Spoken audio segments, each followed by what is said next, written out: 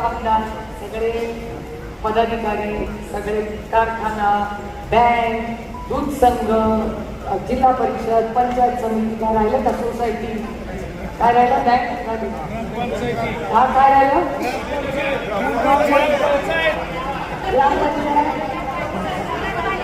अगो बाई असं नाही बोलत, नगरपालिका बँक पण नगरपंचायत सगळे पदाधिकारी सगळे गेले होते आणि मी या नामोदाला रोज विचार करायचो एकामेकांकडून, आता पुढे काय होणार, पुढे काय होणार. आम्हाला दोघांना तुमची ताकदच माहिती नव्हती. आमच्या दोघांच्या आत्ताच लक्षात आलं की पक्षाची ताकद आम्ही दोघांची वाटत होती नव्हतीच. आमची पक्षाची ताकद तुम्ही सगळे आहात. आणि ज्या संघर्षाच्या काळात म्हणजे आता मला 1 वर्षाने असं वाटतं काय ते दिवस होते, उगाच आम्ही काळजी करत होतो दोघं, कारण का पक्ष नव्हता, चिन्ह नव्हतं, नेते नव्हते, काहीच नव्हते. आम्ही दोघं फकीर स्वतःला म्हणत होतो.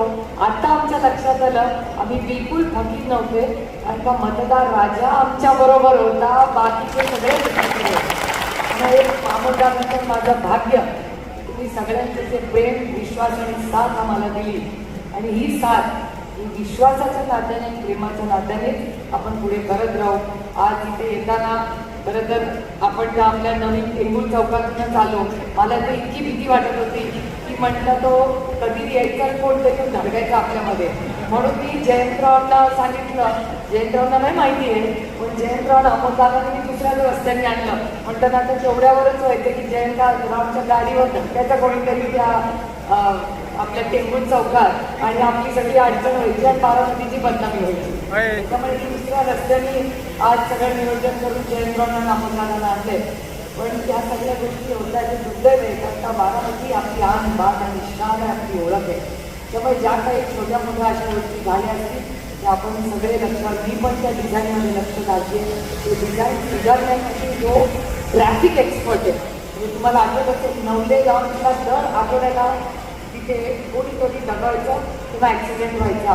गडकरी साहेबांची आणि NGO आहे जो ट्रॅफिक मॅनेजमेंट करतात, त्या 2 लोकांची मदत घेतली आणि मला अभिमान वाटतो तुम्हाला सांगताना की नवले ब्रिजला आता ॲक्सिडेंट होत नाही. आणि हे सगळं आणि चांगल्याला चांगलं म्हणलं पाहिजे. गडकरी साहेबांना मदत केली, त्यांचे नेहमी जाहीर आभार मानले. त्याच्यामुळे गडकरी साहेबांनी जी मदत केली, तोच NGOला मी विनंती केली की आपल्या टेंगूर चौकात काहीतरी मार्ग काढले बाबा. कारण का मला पण चालताना पण भीती वाटते, जीव मोठी घेऊन, आणि गाडी चालवताना पण माझा चालक गणेशला मी किती आलं की चौक आला की मी आपलं एकदम लक्ष कुठे नसतं, माझं मध्ये हळू असं करत हळू माझी गाडी टेंगूर चौकात पोचते. म्हणजे मालेगावच्या 2 बागेतून बारामतीला एवढा वेळ लागत नाही, तेवढा भिगवण चौकातून पेन्सिल चौकात जायला लागतो. माझा जीव मोठी घेऊन मी चालले असते, कारण का माझ्या मुलीकडे 4 चाकीत बसते, पण माझ्यामध्ये दुसऱ्याला कुणाला काही होऊ नये याची काळजी असते. कारण ॲक्सिडेंट वाढत चाललेले आणि बारामती आणि पुण्यामध्ये क्राईमही वाढत चालला आहे. खूप पुढचे काही दिवस आपल्याला फक्त इलेक्शन तुटून येणे मला नाही, कोण कोणाला काय देतं आणि काय ह्याच्यात पडायचंच नाही आहे. आपल्याला चांगलं प्रशासन कसं महाराष्ट्रात देता येईल याच्यासाठी आपल्याला सरकार बदलायचं. त्यामुळे बारामतीकरांचं हे दिल्लीमध्ये सरकार बदलण्यात खूप मोठं योगदान. आणि मी तुम्हाला खरंच सांगते की लोकांना वाटलंच नव्हतं की बारामती कशी आहे. आज परवाच मला ते एका पत्रकारांनी सांगितलं की बरेच लोकांना बारामतीचं मतदान बघून आश्चर्य वाटलं. मी त्या पत्रकाराला सांगितलं की ज्यांचेही बारामतीच्याबद्दल गैरसमज माझीही, कारण का मी अंडर कॉन्फिडंट आणि ते ओव्हर कॉन्फिडंट. बारामती लोकसभा मतदारसंघ आणि शिरूर मतदारसंघ हा एकच माणसाला कळतो आणि त्या माणसाचं नाव शरद पवार. खरंच बाकीच्या कोणाला कळत नाही. आणि ती काय नाती ते काम हे जे आदरणीय पवार साहेबांनी फक्त आणि तुमच्या प्रेमाचं आहे, याच्यात कुठली योजना नाही आणि काय नाही, हे फक्त प्रेमाचं आणि विश्वासाचं नातं आहे. आणि आजच सकाळी कोणीतरी एका भाषणात सांगितलं की एक गेली म्हणून बाकीच्या जोडल्या, नाती अशी जोडत नाही. नाती 1500 रुपयाने नाही जोडली जातो, नाती मनाने जोडली.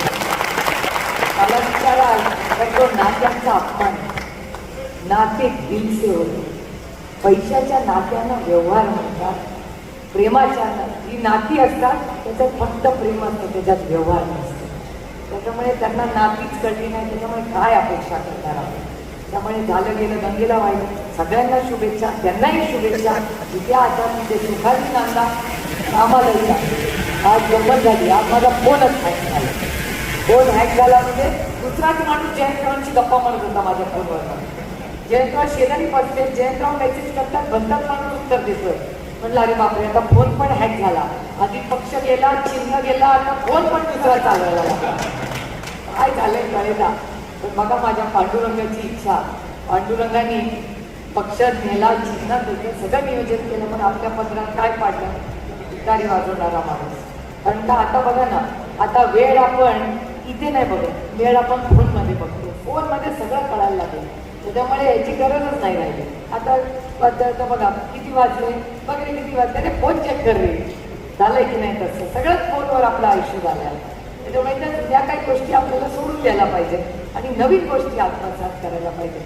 आणि तुतारी न नवीन नवीन ती कन्सिस्टंट आहे. तुम्ही बघा लग्नामध्ये तुतारीच वाजते. त्यानंतर कुठलं नवीन कार्य सुरू, आपलं मोबाईलचं शॉपिंग उघडायला पण तुतारीच वाजते. आणि जेव्हा छत्रपती शिवाजी महाराजांनी युद्ध पुकारलं तेव्हा पण तुतारीच वाजली होती. आणि या तुतारीने आज खासदार महाराष्ट्रातून निवडून गेले दिल्लीला. आणि काय सांगायचं, मी जयंतरावांना काल सांगत होते, म्हटलं मी इतके वर्ष खासदार आहे, पहिल्यांदा